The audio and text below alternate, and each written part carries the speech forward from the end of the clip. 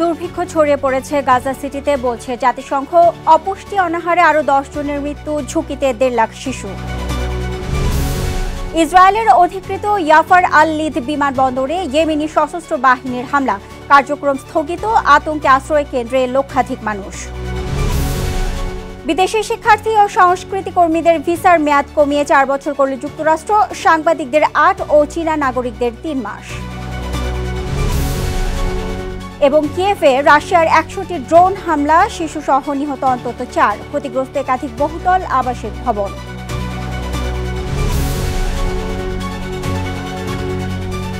বিশ্বজুড়ে ঘটে যাওয়া দিনের গুরুত্বপূর্ণ ঘটনাবলী নিয়ে আরটিভির নিয়মিত আয়োজন সারাদিনের বিশ্বে আপনাদের সাথে রয়েছে আমি নুসরাত সুজানা। ফিলিস্তিনের গাজায় ছড়িয়ে পড়েছে দুর্ভিক্ষ, অপুষ্টি ও অনাহারে সেখানে আরও 10 জনের মৃত্যু হয়েছে। ইতোমধ্যে গাজা সিটিতে দুর্ভিক্ষ চলছে বলে নিশ্চিত করেছে জাতিসংঘ। সেপ্টেম্বরের শেষ নাগাদ এটি দক্ষিণের দেইর আল বালাহ ও খান ইউনিসে ছড়িয়ে পড়বে বলে আশঙ্কা করছেন তারা। বিস্তারিত বিন ইয়ামিনের রিপোর্টে। গেল 2 সপ্তাহে গাজায় ত্রাণ সরবরাহ অনেকটাই কমেছে। এতে গাজায় দুর্ভিক্ষ পরিস্থিতি আরও খারাপের দিকে যাচ্ছে। ইসরায়েলের অবরোধ ও ক্রমাগত হামলার মুখে ত্রাণ সামগ্রী প্রবেশ করতে না পারায় গাজা সিটির অর্ধেকের বেশি মানুষ দুর্ভিক্ষের কবলে পড়েছে। ফিলিস্তিনে ইসরায়েলের তৈরি খাদ্য সংকটে না খেয়ে মারা গেছে শতাধিক শিশু। এছাড়া আরও 1.5 লাখ শিশু মৃত্যু ঝুঁকিতে রয়েছে।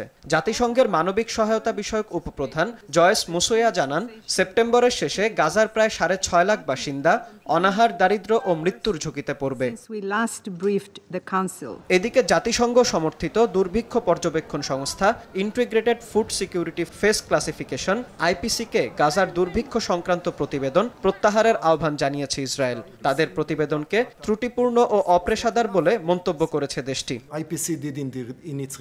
অন্যদিকে বুধবার যুক্তরাষ্ট্র ছাড়া আইপিসির প্রতিবেদনকে সমর্থন জানায় নিরাপত্তা পরিষদের বাকি 14 দেশ। গাজায় দুর্ভিক্ষ থামিয়ে অবিলম্বে নিঃশর্ত ও স্থায়ী যুদ্ধবিরতির আহ্বান তাদের।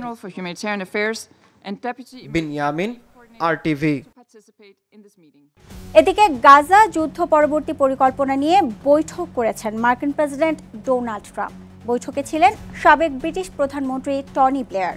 যুক্তরাষ্ট্রের মধ্যপ্রাচ্য বিষয়ক দূত স্টিভ উইটকফ জানান, যুদ্ধ শেষ হওয়ার পরের দিনগুলো নিয়ে একটি বিস্তৃত পরিকল্পনা প্রণয়ন করছে যুক্তরাষ্ট্র। তবে বৈঠক সম্পর্কে বিস্তারিত কিছু জানাননি তিনি। অন্যদিকে ইসরায়েলের পররাষ্ট্রমন্ত্রী বলেন, ফিলিস্তিনি রাষ্ট্র গঠনের কোনো পরিকল্পনা নেই তেল আবিবের। এর মধ্যে গেল 24 ঘন্টায় ইসরায়েলি বাহিনীর গোলাবর্ষণে গাজায় নিহত হয়েছে কমপক্ষে 76 জন।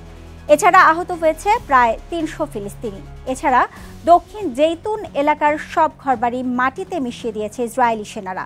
এ কয়েকদিনে সেখানকার অন্তত 1500 স্থাপনা ধ্বংস করেছে তারা।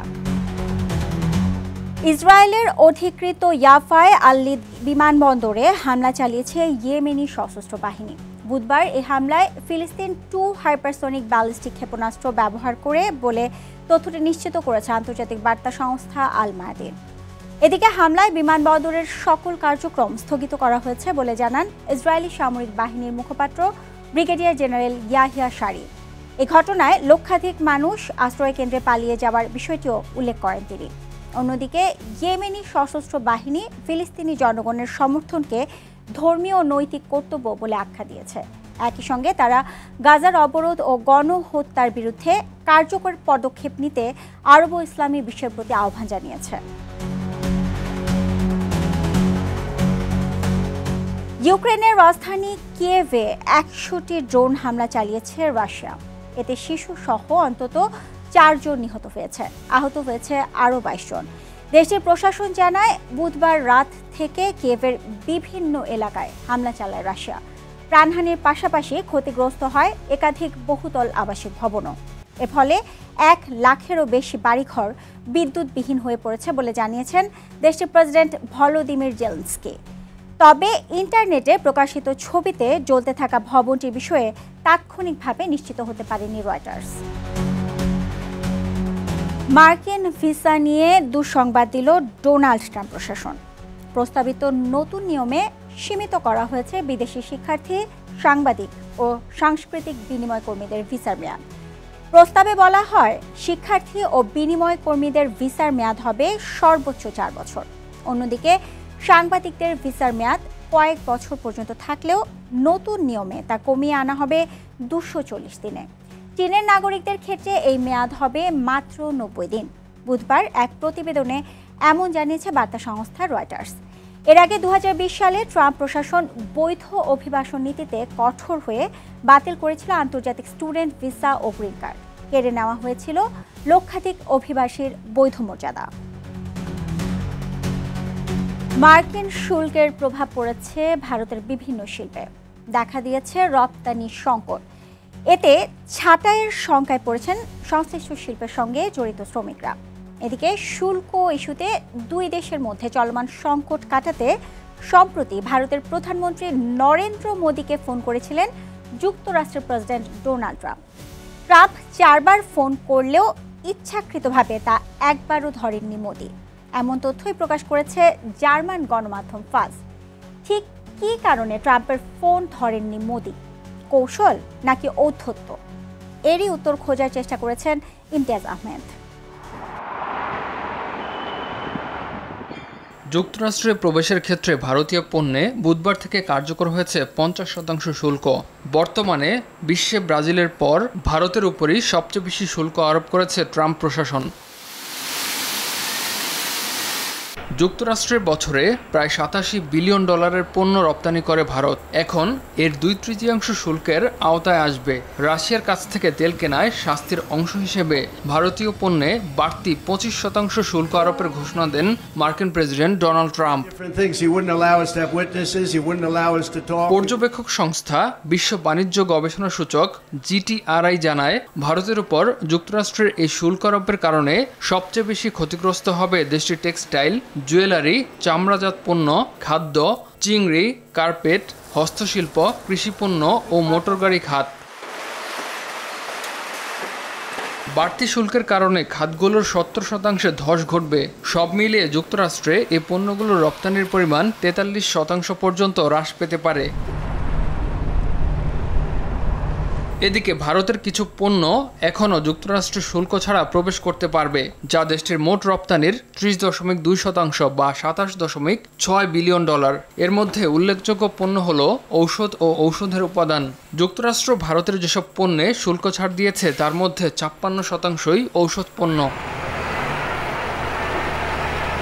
বিশ্লেষকরা বলছেন, যুক্তরাষ্ট্রের এই অতিরিক্ত শুল্কের কারণে ভারতে অনেক প্রতিষ্ঠান, বিশেষ করে টেক্সটাইল সংশ্লিষ্ট প্রতিষ্ঠান বন্ধ হয়ে যেতে পারে, যার প্রভাবে কাজ হারাতে পারেন হাজারো মানুষ।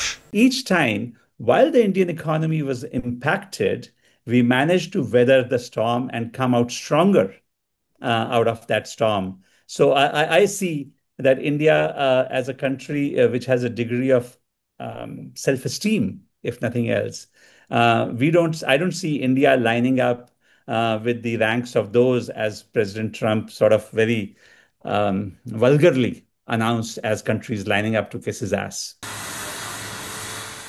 এদিকে শুল্ক নিয়ে ভারত ও যুক্তরাষ্ট্রের মধ্যে সাম্প্রতিক টানাপোড়েনের মধ্যে ভারতের প্রধানমন্ত্রী নরেন্দ্র মোদীকে ফোন করেছেন যুক্তরাষ্ট্রের প্রেসিডেন্ট ডোনাল্ড ট্রাম্প। তবে 4 বার ফোন করার পরেও একবারও ফোন ধরেননি মোদী। সম্প্রতি জার্মান সংবাদপত্র ফাজ তাদের এক প্রতিবেদনে এ তথ্য প্রকাশ করে। সংবাদ মাধ্যমটির দাবি, শুল্কযুদ্ধের আবহে মোদির সঙ্গে কথা বলতে চেয়েছিলেন ট্রাম্প। সংবাদপত্রটি বলছে, ট্রাম্পের ফোন না ধরায় মোদির এ মনোভাব শুধু তার ক্রোধের গভীরতাই নয়, বরং শুল্ক ইস্যুতে যুক্তরাষ্ট্রের সঙ্গে মোদি কতটা সতর্ক পদক্ষেপ নিচ্ছেন সে বিষয়টিও বোঝা যাচ্ছে। ইমতিয়াজ আহমেদ, RTV। সামরিক কাঠামোয় পরিবর্তন এনেছে পাকিস্তান। সেনাবাহিনীতে নতুন রকেট ফোর্স কমান্ড যুক্ত করেছে দেশটি। মে মাসে হওয়া পাকিস্তান ভারতের টানা 4 দিনের সংঘাতের পর ক্ষেপণাস্ত্র ব্যবস্থা কেন্দ্রীভূত করতে এই সিদ্ধান্ত ইসলামাবাদের। নতুন কমান্ডটি পাকিস্তানকে ভারতের গুরুত্বপূর্ণ লক্ষ্যবস্তুতে হামলার সুযোগ দেবে বলে ধারণা বিশ্লেষকদের। নতুন এক সামরিক কাঠামো নিয়ে এগিয়ে চলছে পাকিস্তান। দেশটির ৭৮তম স্বাধীনতা দিবসের প্রাক্কালে প্রধানমন্ত্রী শাহবাজ শরীফ ঘোষণা করেছেন সেনাবাহিনীতে গড়ে তোলা হয়েছে আর্মি রকেট ফোর্স কমান্ড বা ARFC। মূলত এর মাধ্যমে আধুনিক প্রযুক্তি ব্যবহার করে সব দিক থেকে শত্রুকে আঘাত হানতে সক্ষম। ARFCর তত্ত্বাবধান করবে সেনাবাহিনীর জেনারেল হেডকোয়ার্টার্স। এশীয় বিশ্লেষকরা বলছেন ARFC গঠনের সিদ্ধান্ত এসেছে চলতি বছরের মে মাসে হওয়া পাকিস্তান ভারতের টানা 4 দিনের সংঘাতের পর। ওই সংঘাতে দুই দেশ একে অপরের সামরিক স্থাপনায় বিমান ও ড্রোন হামলা চালায় এবং ক্ষেপণাস্ত্র নিক্ষেপ করে। তবে নিরাপত্তা বিশ্লেষকরা বলছেন ARFC হচ্ছে সেনাবাহিনীর নতুন এক শাখা। এর মাধ্যমে প্রচলিত ক্ষেপণাস্ত্র ব্যবস্থাপনা কেন্দ্রীভূত করা হবে, অর্থাৎ প্রচলিত ক্ষেপণাস্ত্র মোতায়েন, ব্যবহার, সংরক্ষণ সব দায়িত্ব ছড়ানো ছিটানো কর্মকাণ্ডের পরিবর্তে একসঙ্গে নতুন করে কমান্ডের হাতে আসবে। বিশেষজ্ঞদের মতে এ লড়াই পাকিস্তানের প্রতিরক্ষা কৌশলের কিছু দুর্বলতা প্রকাশ করেছে। প্রায় 3 দশক ধরে দেশটি মূলত পারমাণবিক অস্ত্রের ওপর ভরসা করে প্রতিরক্ষা ব্যবস্থা গড়ে তুলেছিল, কিন্তু বাস্তবে কখন সেই অস্ত্রের ব্যবহার করবে তা নিয়ে ছিল অস্পষ্ট অবস্থানে। সমরবিদরা বলছেন শুধু পাকিস্তানি নয়, বর্তমানকালের আধুনিক যুদ্ধ বা লড়াইয়ে বিশ্বব্যাপী ক্ষেপণাস্ত্র ও ড্রোনের গুরুত্ব বাড়ছে। ইউক্রেন রাশিয়া যুদ্ধ কিংবা ইরান ও হিজবুল্লাহর সঙ্গে ইসরায়েলের সংঘাত এর বড় প্রমাণ। নতুন এই সামরিক কাঠামো ভারতের ক্ষেপণাস্ত্র পরীক্ষা বা মে মাসের সংঘাতের সরাসরি প্রতিক্রিয়া কিনা তা নিয়ে সংশয় প্রকাশ করেছেন সমরবিদরা। তারা মনে করেন ভারতের বিভিন্ন ক্ষেপণাস্ত্র পরীক্ষা অবশ্যই পাকিস্তানকে সতর্ক করেছে, তবে রকেট কমান্ড আসলে দীর্ঘমেয়াদী কৌশলগত পরিকল্পনারই অংশ। সব পারমাণবিক শক্তিধর দেশই যুদ্ধের প্রচলিত কৌশলগত বিকল্প তৈরি করছে, তাই ভারতের বাড়তে থাকা পাল্টা আক্রমণ ক্ষমতার মুখে পাকিস্তানের ARFC আসলে একটি গুরুত্বপূর্ণ ঘাটতি পূরণ করছে বলে মনে করেন বিশ্লেষকরা। এরই ধারাবাহিকতায় পাকিস্তান বহু বছর ধরেই প্রচলিত পাল্টা আক্রমণ ক্ষমতা বাড়াচ্ছে। ভারতের প্রথম হামলার কৌশল ও দীর্ঘপাল্লার ক্ষেপণাস্ত্র তৈরি পাকিস্তানকে জরুরি ভিত্তিতে নতুন সিদ্ধান্ত নিতে বাধ্য করেছে বলে মনে করেন অনেকে। যদিও পাকিস্তানের হাতে আছে নানা ধরনের ক্ষেপণাস্ত্র, এগুলো আকাশ থেকে স্থল ও স্থল থেকে আকাশে নিক্ষেপযোগ্য। বিশেষজ্ঞদের মতে ARFC মূলত স্বল্প ও মাঝারি পাল্লার প্রচলিত ক্ষেপণাস্ত্র নিয়ন্ত্রণ করবে। অনেকেই বলছেন ARFCর হাতে বর্তমানে ফাতে 1 ও ফাতে 2 রকেট রয়েছে। মে মাসের সংঘাতে এগুলোও ব্যবহার করা হয়েছিল। যদিও এশীয় বিশ্লেষকরা বলছেন নতুন কমান্ড পাকিস্তানকে ভারতের গুরুত্বপূর্ণ লক্ষ্যবস্তুতে গভীরভাবে হামলা চালানোর সুযোগ দেবে, আবার পারমাণবিক অস্ত্র ব্যবহারও করতে হবে না। এখন দেখার বিষয় পাকিস্তান কিভাবে তাদের প্রতিরক্ষা ব্যবস্থা সাজায়।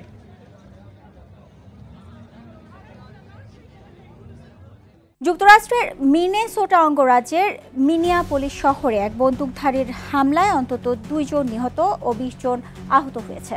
পুলিশ জানায় শহরের একটি ক্যাথলিক স্কুলে রাইফেল দিয়ে হামলা চালায় কালো পোশাকধারী এক বন্দুকধারী। পরে তিনি নিজের গুলিতে আত্মহনন করেন। আহতদের উদ্ধারের পাশাপাশি ঘটনার তদন্ত শুরু করেছে কর্তৃপক্ষ। ঘটনাস্থলে কাজ করছে পুলিশ ও জরুরি সেবা দল। রয়েছে মিনেসোটা ক্রিমিনাল ব্যুরো এবং স্টেট পেট্রোলের সদস্যরাও। এ ঘটনায় শোক জানিয়েছেন মার্কিন প্রেসিডেন্ট ডোনাল্ড ট্রাম্প। এছাড়া রাষ্ট্রীয়ভাবে শোক পালনে জাতীয় পতাকা অর্ধনমিত রেখেছে হোয়াইট হাউস। এরই সাথে শেষ করছি সারাদিনের বিশ্ব। RTVর সাথে সংযুক্ত থাকুন, মতামত জানান RTVর সামাজিক যোগাযোগ মাধ্যমগুলোতে। সবাইকে ধন্যবাদ।